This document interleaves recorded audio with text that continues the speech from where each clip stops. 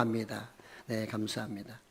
네, 오늘은 열등감에서 벗어나라. 네, 추석 명절을 이렇게 지내다 보시면 많은 친척들, 그중에는 성공했다는 사람도 있고 좀 그렇게 살아가는 분도 계시고 다 만나잖아요.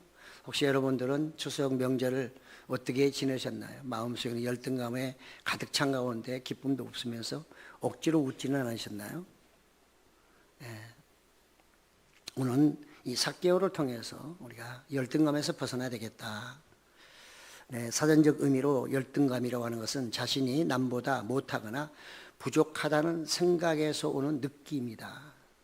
그러니까 생각에서 오는 느낌. 내가 생각하지 않고 그렇게 생각만 안 할 수 있다면 오지 않을 수도 있다는 거죠. 네. 사람은 누구나 신체적, 심리적, 사회적 조건 등 다양한 원인에서 열등감을 가질 수는 있겠으나 또 그것을 극복하고자 노력하기도 하죠. 초기 그 정신분석학자인 알프레드 아들러나 또는 칼 융 같은 사람은 열등감을 보상하려고 노력하는 과정에서 그 사람의 생활 양식이 형성되어 간다. 그래서 이 정신심리학자들은 그런 열등감이 오히려 긍정적으로는 뭔가 보상 심리에서 더 많은 것을 이루려고 노력하려고 한다. 내가 부족한 만큼 더 채우려고 한다. 그래서 긍정적으로 보고요. 그래서 이것이 해결할 수 있다라고 말을 합니다. 그러나 박순용 씨가 쓴 그리스도인의 열등감이라는 책을 제가 보면서요. 오늘 본문을 또 이렇게 설교를 하게 됐는데 그분이 이렇게 말합니다. 제가 일부 인용을 하면 교회 안에서도 중요한 것은 교회 안에서도 실력도 있고 명문 대학교를 나오고 박사학위를 받았음에도 불구하고 자신보다 나은 사람들과 비교하면서 열등감을 느끼는 사람들이 있습니다. 외모로 열등감을 느끼기도 하고 내게는 없는데 다른 사람은 있는 것을 가지고 있는 것을 보고 또 열등감을 느끼기도 합니다. 청소년은 청소년대로, 대학생은 대학생대로, 직장생활은 직장인들은 직장인대로, 또 직장 생활에서도 20, 30대는 20, 30대로 결혼해서 사는 사람은 결혼해서 사는 환경으로 자신을 다른 사람들과 비교하면서 열등감과 우월감 속에서 살아간다. 그분이 그렇게 말합니다. 주님은 이처럼 피곤한 삶을 살아가는 사람들에게 수고하고 무거운 짐진 자들아 다 내게로 오라. 내가 너희를 쉬게 하리라. 이렇게 말씀을 그가 인용을 하고 있습니다. 그래서 열등감이라는 무거운 짐에 반복적으로 눌리며 살아가는 우리에게 그리스도 안에서 안식을 얻을 수 있다라고 이렇게 성경은 말하고 있고 그분도 그렇게 책에서 주장을 하고 있습니다. 그분은 책의 주장에서 열등감, 우월감, 우리가 우월감도 있잖아요. 예, 우월감. 우리가 사실은 그렇지 않은데도 불구하고 스스로 우월하다고 생각하는 경우가 있잖아요. 마치 정말 뱀이 아담과 이브에게 그것도 안 먹으면 너 하나님처럼 돼. 이게 우월감이잖아요. 그러니까 이 모든 것, 우월감이든 또는 열등감이든 다 똑같다는 거죠. 어디에서 왔기 때문에 죄로부터 온 것이기 때문에. 그러므로 죄의 문제를 해결하지 않게 되면 우월감과 열등감을 해결할 수 없다. 정신분석학자들은 그것이 해결할 수 있다고 말하지만 성경 하나님은 절대로 그건 해결할 수 없다고 우리에게 말씀하고 있고요. 실제로도 그렇습니다. 그런 잠시지 그것이 온전히 해결된 건 아니거든요. 오늘 유명한 강사가 하나 있죠. 그분 제가 이름을 잘 모르겠는데요. 그분은 엄청 유명한 사람입니다. 그분이 아버지가 자기 어릴 때 앞을 보지 못하는 분이었고요. 그래서 아주 열등의식 속에서 살았던 사람. 지금은 이제 성공했죠. 지금은 성공한 교회도 다니면서 지휘도 하고요. 한다고 그래요. 지금은 많은 사람 웃깁니다. 근데 그분이 며칠 전에 내가 지나가다 들으니까 이런 얘기를 해요. 나도 옛날에 정말 이 트라우마가 굉장히 많았는데 많은 사람이 강의하면서 자기의 트라우마는 사라지고 깨끗이 정리된 줄 알았다는 거죠. 그런데 어느 날 보니까 그 트라우마가 다시 자기에게 나타나더라는 거죠. 그래서 이것이 한번 나에게 상처를 입게 되면 그 상처가 쉽게 아물지 않고 아물었다 해도 반드시 흔적은 남아있다. 그분이 그런 얘기를 하더라고요. 그렇습니다. 오늘도 저도 이렇게 말씀을 통해 여러분이 전하지만 우리에게도 환경이나 모든 것들은 영향을 미칠 수밖에 없고요. 이것이 한 번에 의해서 완전히 해소될 수 있을까라고 또 하는 것도 쉽지 않은 문제고요. 그렇기 때문에 우리는 그런 열등의식, 우월감, 잘못된 우월감, 죄로부터 오는 이런 것들을 해소하기 위해서는 끊임없이 하나님의 말씀을 봐야 되고 그분 앞에 내가 그분 안에 들어가 있어야 되고 오늘 말한 것처럼 그리스도 안에 들어가 있어야 되고, 그래서 그분의 그 안전함 속에, 그분의 그 안식 속에 내가 거기에 머무를 때만이 내 그 가지고 있던 열등의식, 우월감 같은 것이 완전히 제거될 수 있다는 뜻입니다. 오늘 그런 측면에서 오늘은 삭개오를 한번 우리가 보기를 원하는 것이죠. 뭐 본문은 뭐 너무 잘 아시니까요. 예, 그 부자 세리장입니다. 그가 예수님을 어떻게 만났길래 그가 이렇게 변해버렸나 하는 것이죠. 도대체 어떻게 만났길래 우리가 날마다 믿음대로 살다고 하고 또 지금 하나님의 뜻대로 산다고 하면서도 여전히 내 속에 가지고 있는 이 열등의식과 여러 가지 등등을 해결하지 못하고 살아가는 그런 크리스찬이 굉장히 많다는 거예요. 예, 박순영 그분은 그 종신대학원 나오고요. 뭐 그래서 책도 주고 뭐 자기 나름대로 아이들 기르면서 이런 경험했던 것들을 책으로 쓴 거거든요. 근데 그리스도 안에, 교회 안에 지금도 이런 분이 많다고 하는 것은 저는 그 책을 읽으면서 좀 마음이 아팠습니다. 이렇게 성도들은 와서 말씀을 들을 때는 은혜 받는 것 같고 뭐 전혀 이상 없는 것처럼 하지만 돌아만 가면 자기 마음 속에서는 그 갈등, 여러 가지 열등의식으로 이렇게 살아가야 되는 건가? 이렇게 살아가야 되는 건가? 도대체 내가 왜 예수님을 믿나? 도대체 그 예수님은 나에게는 어떤 분인가? 그렇게도 나에게는 역사하지 않고 나에게는 그렇게 무력한 예수님인가? 한번 생각해 봤어요. 그러나 저는 사실은 저도 젊을 때 예수님을 만나고 성령을 받는 이후에는 그 한순간에 모든 게 다 사라졌기 때문에 그래서 여기까지 올 수 있었던 것이고요. 물론 살아가면서 여러 가지 갈등들은 있죠. 그러나 그 갈등은 어디에서 기도하며 말씀과 주님의 은혜로 인해서 해소가 되면서 그 상태에서 만족하면서도 또 하나는 꿈을 가지고 나가서 오늘 이 자리에 서 있는 거거든요. 어떤 열등의식에 살아간다면 그게 이루어지기 어렵겠죠. 사랑하는 성도 여러분, 참으로 여러분의 마음속에 남에게 말할 수 없는 그런 열등의식이 있다면 오늘 이 말씀을 들으시면서 꼭 해결받으시는 여러분 되시기를 예수님의 이름으로 축복합니다. 누가복음 18장 앞에 19장, 오늘 19장, 그는 여리고를 배경으로 일어나고 있는 사건입니다. 예, 구약에서 여리고는 아주 난공불락의 그런 성이었지만 하나님께서 여호수아를 통해서 하나님의 방법으로 무너뜨린 성. 그래서 그는 하나님이 또 그 무너뜨리시고 아예 저주했던, 그 저주받은 성이기도 합니다. 여호수아 6장 26절에 보니까 여호수아가 그때 맹세하여 이르되 누구든지 일어나서 이 여리고 성을 건축하는 자는 여호와 앞에서 저주를 받을 것이라. 그 기초를 쌓을 때 그의 맏아들을 잃을 것이요 그 문을 세울 때 그의 막내 아들을 잃으리라 하였더라. 실제로 이렇게 하다가 두 아이를 잃은 사람도 있습니다. 이만큼 여리고라고 하는 것은 참으로 이스라엘 맨 처음에 들어가는 관문이었으나 하나님의 저주를 받은 성, 그러니까 열등의식이 가득 찬 성이라는 것을 우리에게 알려주고 있는 것이죠. 한편 헤롯 대왕이 옛 여리고 남쪽에 새 여리고를 건축했다고 합니다. 그래서 중요한 무역 통상로가 되었고요. 그쪽에는 땅이 비옥합니다. 그래서 종려나무도 많이 심고요. 그 다음에 발삼, 향나무 숲도 있고 또 각종 농산물로 굉장히 풍성합니다. 그러니까 그 지역에는 당연히 세관이 크겠죠. 세금을 많이 걷어들이려면. 이런 상황입니다. 이렇게 예수님은 여리고 모든 사람들이 별로 인식이 안 좋은 생각보다는 나쁜 생각을 할 수밖에 없는 이 여리고를 향해서 오늘 가고 계시다가 그 18장에서는 바디메오라고 하는 사람이 눈을 보지 못하거든요. 그래서 예수님이 지나간다는 소리를 듣고 막 악을 쓰는 바람에 예수님께서 그의 눈을 뜨게 해 주시죠. 우리가 바디메오 눈을 앞을 보지 못하면 그가 얼마나 인생을 실망, 좌절, 원망, 불평에 뭐 열등의식은 말할 것도 없거니와 그렇게 살아가는 그 바디메오, 예수님이 그의 소리를 들으시고 그를 뜨게 해주셨습니다. 이제는 너는 그런 삶을 살지 마라. 자신 있게, 힘차게, 희망과 소망 가운데 살라고 바디메오의 눈을 띄워주셨습니다. 그리고 여리고성을 들어가고 계실 때 오늘 이 사건이 일어난 거죠. 그래서 계속 들어가다 오늘 이 삭개오를 만나는 사건, 이것은 우연이 아니라 하나님의 섭리 가운데 있다고 볼 수가 있는 것입니다.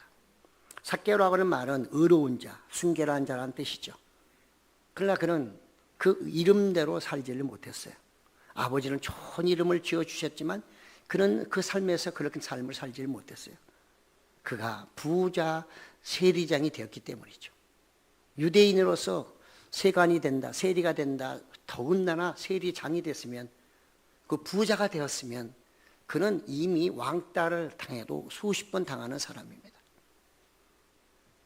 당시의 세관은 이 로마의 막강한 공권력을 이용해서 자율적으로 세금을 매깁니다. 그런데 그 지역, 어느 지역의 세금을 거둘 때 한 사람에게 이렇게 경매를 시켜서 그 지역을 주면 그 경매 받은 사람이 자기 직원을 채용해서 그 지역에 있는 많은 지역에 세금을 이 사람이 부과합니다. 그러니까 마음대로 할 수 있죠. 세금을 마음대로 부과하니 세금을 부과당한 유대인들은 얼마나 열받을까요? 같은 민족끼리. 그러니까 그들은 이 세리들을 유대인을 뭐라고 불렀나? 매국노, 나라 팔아먹는 놈, 이리 같은 놈, 면허증 가진 강도 같은 놈, 이렇게 멸시하고 조롱을 했습니다. 그러니까 부자 그리고 세리장인 삭개오는 결코 그의 삶이 행복해질 수가 없어요. 늘 그런 소리만 들어야 되고, 지나가면 사람들이 손가락질하고 욕하고 이렇게 하고, 자기 자녀들 학교 가면 뭘 할 거예요? 얘 아버지가 그 세관장 그 사람이잖아, 그 악한 사람. 이렇게 하면 왕따 당하는 것은 말할 것도 없는 거죠. 그러면 갔다 오는 자녀들이 뭘 할까? 아빠 욕을 너무 많이 해. 세관장 안 하면 안 될까? 우리 이사 가면 안 될까? 이런 얘기는 당연히 나오겠죠. 부자 세리장은 한편으로는 우월감, 내가 그래도 세리장, 부자인데 하는 우월감도 있었지만, 또 한편으로는 그런 열등의식에 사로잡혀 있던 사람이었죠. 그는 늘 고민 중에 하루하루 보내고 있었습니다. 돈은 많이 들어올 줄 몰라도 그 돈이 그를 행복하게 만들어주지는 못했던 것입니다. 그런데 어느 날 희소식, 드디어 그쪽으로 예수님이 지나가신다는 것입니다. 왜 이 사람이 희소식일까요? 성경은 자세하게 말하고 있지는 않지만 우리의 추리를 요구하는 것입니다. 예수님이 지나가는데 이 삭개오가 갑자기 호기심이 생겼다는 것이죠. 도대체 그 예수님은 어떤 분일까? 어떤 호기심이길래 그같이 세리장이면서 부자인 그가 굳이 예수님을 만나러 갔어야 했을까 하는 거죠. 여러분들 누굴 만나러 갈 때 그냥 가나요? 관심이 없어도 유명한 사람 지나간다면 한번 가서 만나보려고 가잖아요. 사람 많이 모여 있어도. 그러나 삭개오는 그보다 훨씬 더 강했습니다. 그래서 예수님을 만나러 이렇게 가기 위해서 호기심을 가지고 출발했어요. 또 그는 더군다나 세리장이니까 지금이야 뭐 인터넷으로 검색하면 정보를 많이, 인터넷 잘하는 사람이 정보를 많이 얻을 수 있잖아요. 그 당시 그게 아니잖아요. 다 들리는 발에 의한 소리들, 그렇죠? 사람의 입으로 나오는 소리들을 듣고 정보를 입수할 텐데, 이 세관장 정도 되면 아마 그는 예수님에 대한 소문을 많이 들었을 것입니다. 그분은 병도 고치고 귀신도 쫓아내고 눈도 뜨게 해주고, 뭐 바로 옆에 또 여리고 오시다가 또 바디메오도 고쳐주셨으니까. 그러니까 그가 괜히 그냥 호기심에 그래서 우리 어떤 분인가 하고 만나려고 가지는 않았을 거라는 거죠. 그리고 사람들 앞에 나타나는 것을 별로 안 좋아할 거 아닙니까?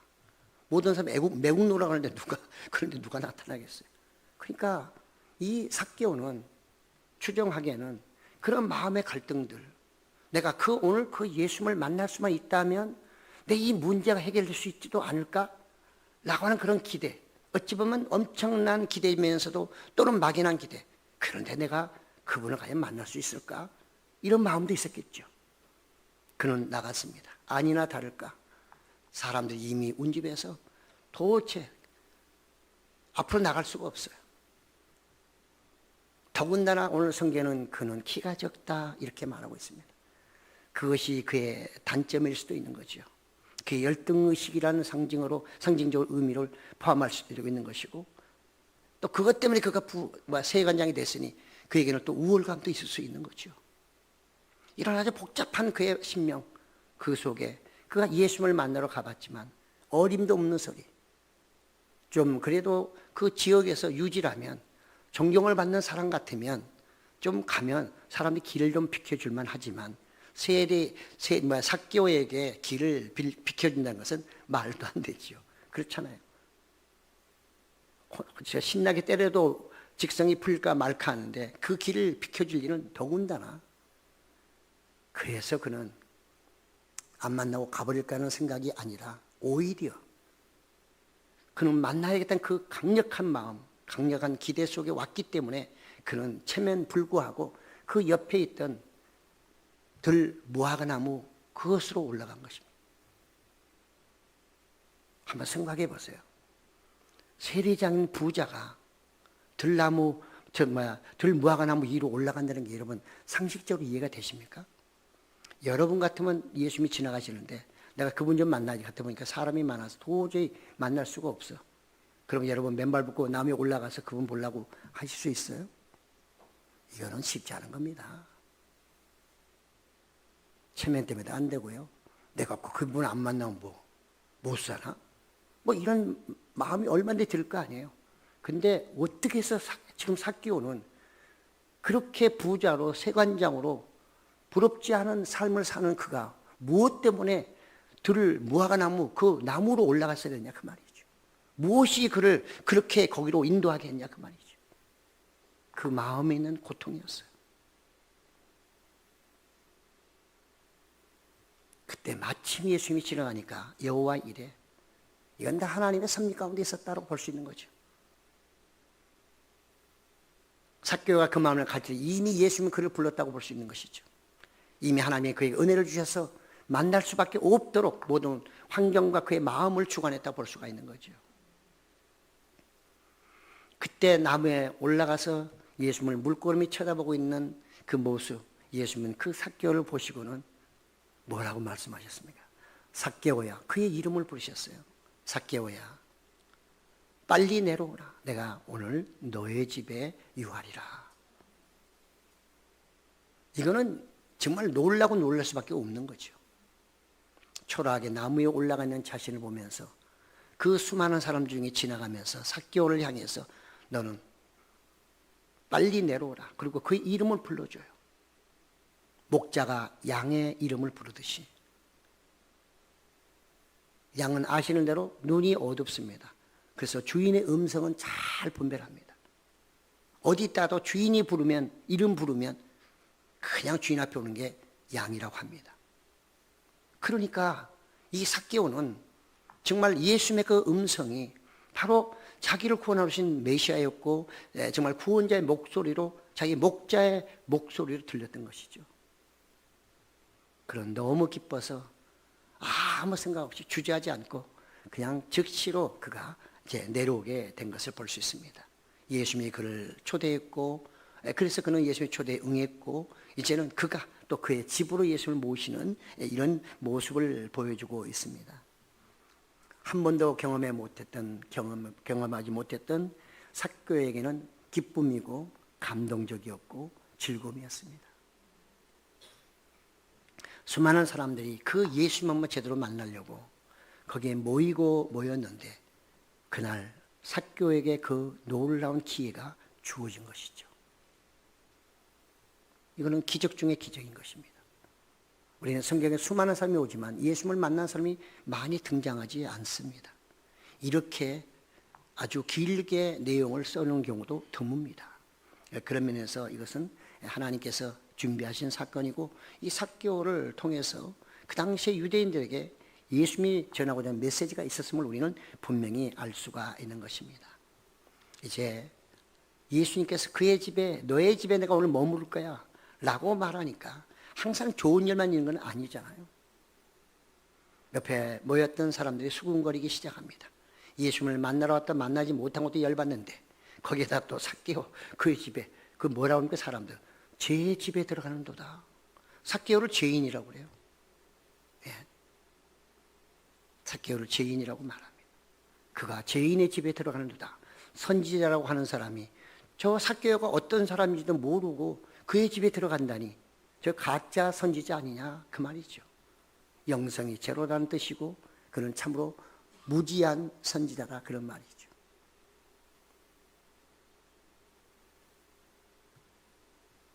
사람들은 늘 삭개오가 듣던 말, 죄인의 집, 매국노, 이리, 면허증 가진 강도, 그의 자존심을 늘 상하게했고 무너뜨렸던 그 소리를 들으며 그가 이제 내려왔을 때 예수님은 그들의 말에 조금 더 관여하지 않으세요.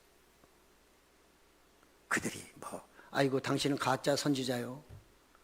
그 집이 죄인의 집인데 그 집 가서 밥 먹는단 말이요.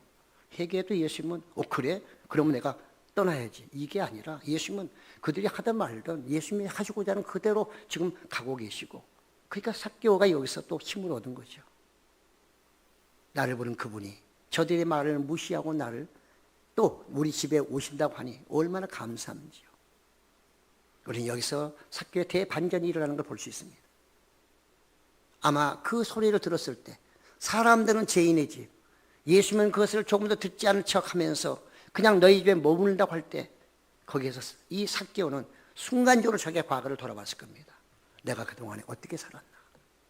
저들은 나를 죄인이라고 하는데 내가 어떤 삶을 살았는지, 그리고 내가 이렇게 계속 살아야 되나? 이런 많은 걸 생각하지 않았을까요? 뭐가 임했기 때문에? 은혜가 임했기 때문에. 은혜가 없었다면 깨달지 못하니까 절대로 그런 은혜가 임하지 않으면 그런 변화가 올 수가 없는 거죠. 그러니까 삭개오에게는 정말 그 은혜로 인한 그의 행동에, 그의 말에 있어서 엄청난 변화가 일어나고 있음을 볼 수가 있습니다. 예수님 그에게 어떤 말도 하지 않으셨어요. 그런데 그 스스로가 그가 그 많은 사람들 앞에서 뭐라고 합니까? 놀랄 만한 일을 합니다. 말을 합니다. 선생이시여, 주님이여, 내가 가진 내 재산의 반을 가난한 사람에게 다 나눠주겠습니다. 이건 참 놀라운 일 아닙니까? 그 사람의 재산이 보통 사람보다 훨씬 많겠지요. 부자라고 표현하고 있으니까. 우리는 요한복음에 보면 한 젊은이가 예수님께 영생을 얻으러 왔다가 이것도 지킨다, 다 지켰습니다. 주님이 뭐라고 하십니까? 너는 가진 게 많아, 재물이 있으니 그 재물을 다 팔아 남에게 주고 나를 따라오라 할 때 어떻게 했어요? 네, 알았습니다, 따라가겠습니다 라고 대답하지 않았죠. 그가 재물이 많음으로 근심하여 돌아갔더라. 전혀 반대예요. 영생을 얻으러 왔던 사람은 오히려 재물 때문에 다시 떠나야 되지만, 재물 때문에 죄인 됐던 그가 예수님 앞에서 예수를 만난 사건, 이로 인해서 그의 재산의 반을 뚝 띄어서 가난한 사람이 주겠다는 거예요. 그것뿐이 아니에요. 혹시라도 내가 양을 훔쳤다면, 또 남의 것을 훔쳤다면 내가 4배로 갚아주겠습니다. 이거는 율법에 나오는 거거든요. 율법에서 양을 훔친 사람에게는 4배, 소를 훔친 사람에게는 5배입니다. 소가 비싸잖아. 그러니까 훔쳐가지 말라는 거예요. 걸렸다면 죽는다는 거죠. 그가 율법을 그대로 지키겠다. 놀라운 변화가 그 순간에 일어난 것입니다. 예수님을 만나면, 예수님을 제대로 만나면 이런 사건은 누구든지 일어나게 돼 있어요.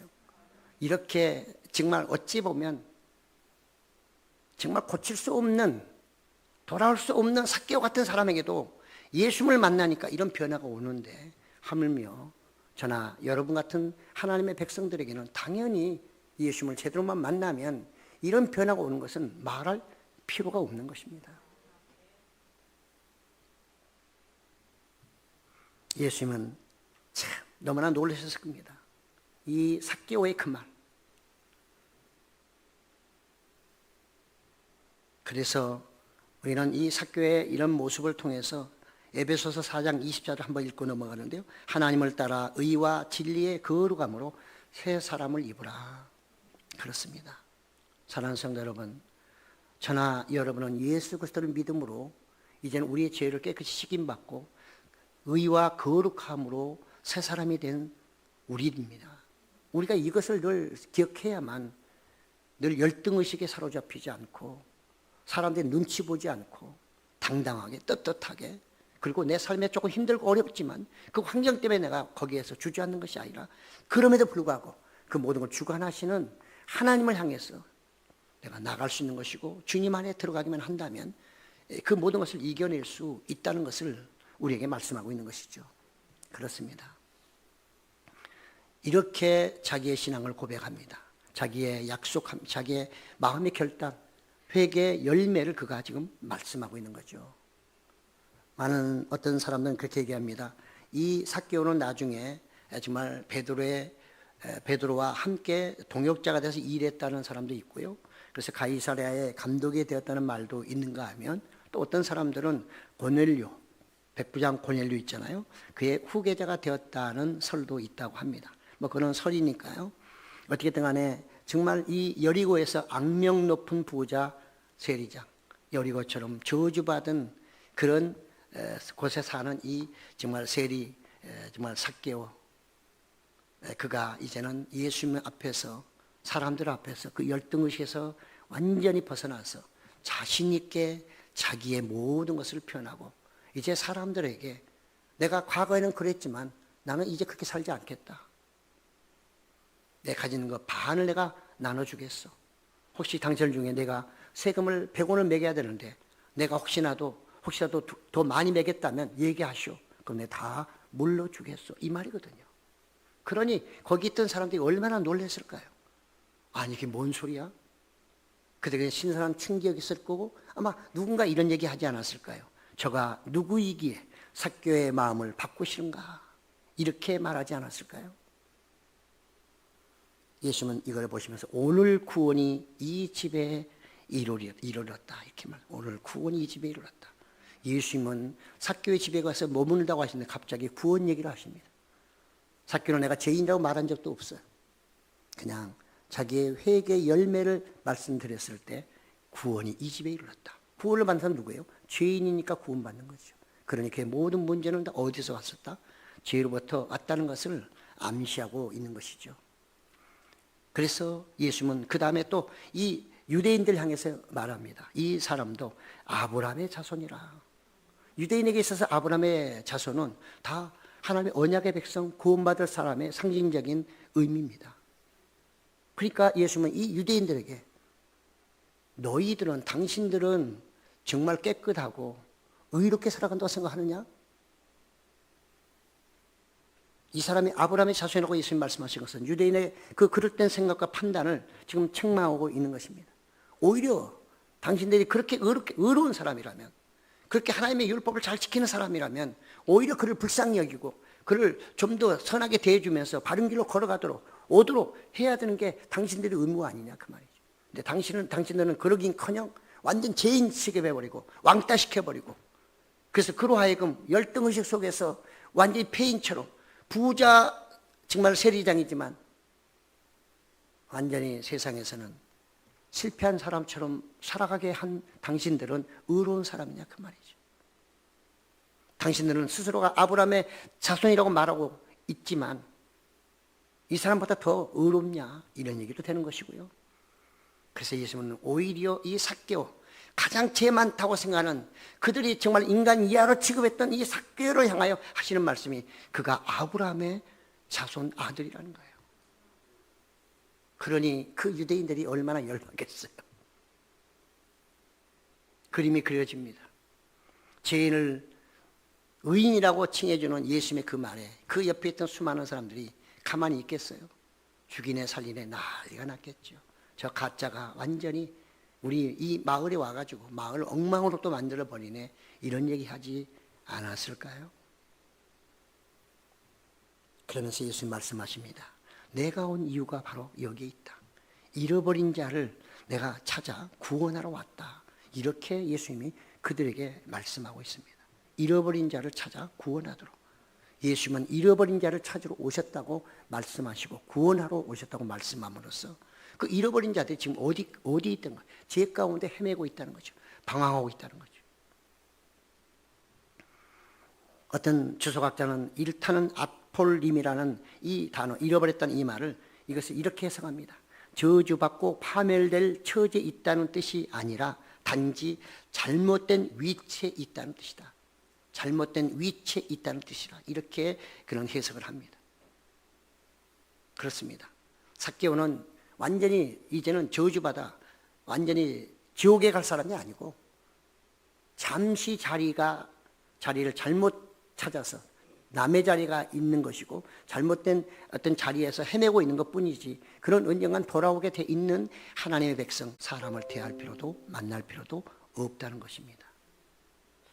왜냐하면 모든 사람들은 다 죄인이기 때문에 이 모든 것은 죄로부터 기인한 것이기 때문에 그 죄를 용서받으면 누구든지 한순간에 삭개오처럼 자기의 정체성을 회복하고 이제는 의롭게 살아갈 수 있는 그런 사람이 될 수 있기 때문에 그래서 우리는 항상 이 신앙생활 속에 정말 죄로 인해서 우리에게 주어지는 이런 불필요한 우월감과 또는 이 열등의식 이것을 우리가 정말 이것에서 벗어나야 한다는 거죠. 사랑하는 성도 여러분, 그렇습니다. 예수님은 우리를 위해서 우리 각자의 이 위치를 위해서 우리를 위해 이 땅에 오시고 십자가에 못 박기까지 우리를 사랑하셨어요. 살려놓으셨는데 우리는 왜 나 같은 거 살려놨냐고 또 투정하고 거기서 원망하고 불평하고 좌절하고 실망한다면 주님은 얼마나 슬퍼하시겠어요. 우리는 오늘 만족하면서 내일을 향해서 또 전진해야 하는 것이죠. 내일은 우리에게는 꿈이 있잖아요. 희망이 있습니다. 이렇게 살아가는 사람과 날마다 이런 열등의식을 가지고 살아가면서 불평과 원망 속에 살아간다고 하면 그건 하나님을 기쁘시게 하는 삶도 아니거니와 자기 삶에서도 진정한 기쁨도 소망도 행복도 없는 거죠. 그래서 예수님은 뭐라고 해요? 수고하고 무거운 짐진 자들아 다 내게로 오라 내가 너희를 쉬게 하리라 이 말씀을 하고 계신 것이죠.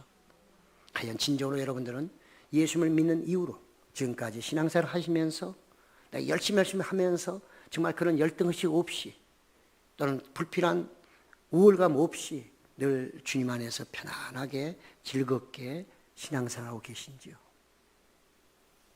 어떤 환경이 온다 해도 순간적으로 흔들림은 있겠으나 금방 안정을 찾으며 또 주님을 바라보면서 다시 웃으며 그분과 동행하는 그런 삶을 살고 계시는지요? 신앙은 이론이 아닙니다. 사상이 아닙니다. 신앙은 삶입니다. 왜냐? 히브리인의 그 유대교에 온 그것은 그들은 글자를 먼저 써서 신앙사는 것이 아니라 먼저 신앙이 있었고 그것을 글자로 쓴 것이거든요. 그렇습니다. 우리는 하나님의 말씀을 이제는 내 삶에 적용해서 그렇게 사셔야만 정말 예수님이 어떤 분이신지 너무너무 고마우신 분, 능력이신 분, 정말 모든 걸 치료해 주시는 분 이것을 우리가 고백할 수 있는 것이고 그분 안에서 내가 살아갈 때 우리는 진정한 만족과 감사가 있을 수 있다는 말입니다. 바로 삭개오는 그렇게 사람들이 볼 때는 화려했고 날마다 정말 멋있는 삶을 사는 것처럼 보였으나 그의 마음속에는 그렇게 묵직한 죄의식이 있음으로 인해서 행복할 데가 없었는데 그것을 해결하기 위해서 예수님을 만나러 갔었고 예수님은 그걸 아시고 그의 마음을 치료해 주심으로 인해서 순간적으로 그는 그렇게 모았던 돈들을 반을 뚝 잘라서 그리고 혹시나 내가 더 많이 세금을 매겼다면 나에게 청구하면 다 반환해 주겠소 라고 말했다는 것입니다. 이걸 본 주변의 사람들, 그를 매국노 욕했던 그 사람들이 얼마나 놀랐을까요? 사랑하는 성도 여러분, 여러분의 변화된 삶을 통해 여러분의 주변에서 여러분을 욕하는 사람들에게 여러분이 놀라운 충격이 되기를 예수님 이름으로 축복합니다. 여러분을 보고 예수님을 발견하시는 여러분 되시기를 주님의 이름으로 축복합니다. 오늘 말씀을 통해서 우리는 이 삭개오는 본래 정말 있던 자리를 떠나 있다가 예수님을 통해 제자리로 돌아왔다 이렇게 정리를 할 수가 있고요. 오늘 본문을 통해 우리에게 주는 교훈을 간단히 두 가지. 하나는 열등감은 환경이나 훈련이나 의술로 해소되지 않습니다. 여러분 무슨 요가나 또는 심신훈련이나 이런 걸로 한다고 해서 우리 마음에 있는 열등의식이나 이런 것들이 해결되지 않습니다. 트라우마도 마찬가지입니다. 그런 잠시 순간적으로 지나가는 것뿐이지 좀 있으면 금방 또 나를 지배하는 게 바로 그런 것들이죠.